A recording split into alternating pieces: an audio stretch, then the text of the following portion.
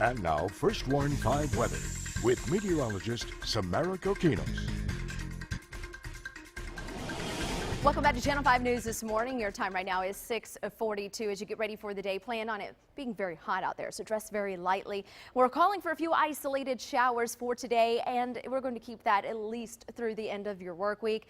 Again, nothing widespread is expected, but the heat will definitely be around, especially as we head into the weekend. We're going to remain above average, possibly breaking some records this weekend. And also, we're going to remain dry as we head into early part of next week. By the end of the work week, it looks like we could start to see a few rain chances, but even as of right now, they don't look too favorable. We're putting in those rain chances around 20%, and that doesn't happen until late Wednesday going into Thursday. So Doppler network is quiet this morning. We've been watching a few isolated showers over the Gulf waters. Some of those could get closer to the valley. So let me show you using Future Track starting the clock at 6. And throughout the first half of the morning, it looks to be very dry across much of the valley, with the coast possibly seeing an isolated shower or two.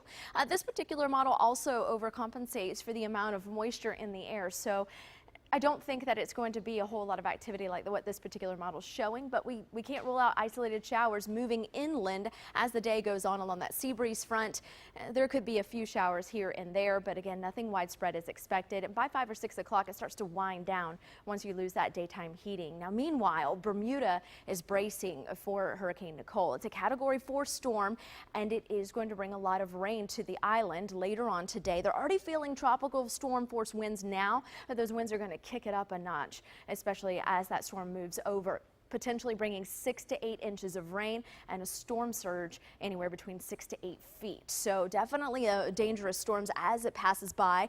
And then later on tomorrow, we're going to see it move to the northeast over the open Atlantic, and it'll eventually kind of weaken there down to a Category 1 as far as the forecast is calling for now, but eventually fall apart with no threat to land as of this point in time other than Bermuda.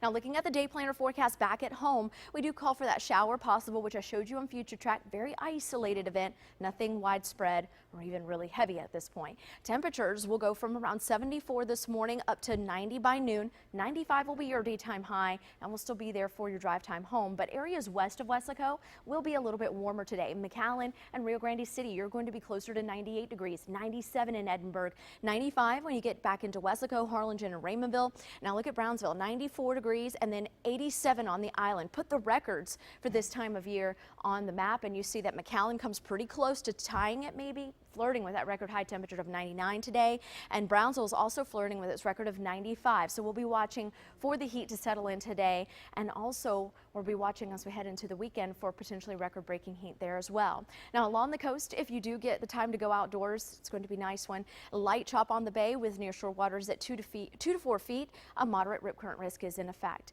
Later on tonight for Thursday night football at kickoff, it looks to be mainly dry. If you do get one of those passing showers, don't forget a towel to wipe the bleachers off. Otherwise, 85 degrees at kickoff. Overnight lows will actually dip down to around 73, so another mild night on tap. 96 as we head into tomorrow and Saturday. We have a shower possible tomorrow, but then we dry out the forecast for Saturday and Sunday. But the heat really continues to be above average by almost 10 degrees. Normally for this time of year, it's supposed to be around 88. We'll be at 97 on Sunday, Monday, Tuesday we're at 96, Wednesday 95, and that's where we could see the next chance for a shower. Your overnight lows will stay in the mid to low 70s, but keep in mind all of these 90-degree temperatures will actually feel like the triple digits because of that continued high humidity. That's your updated First Warn 5 forecast. Let's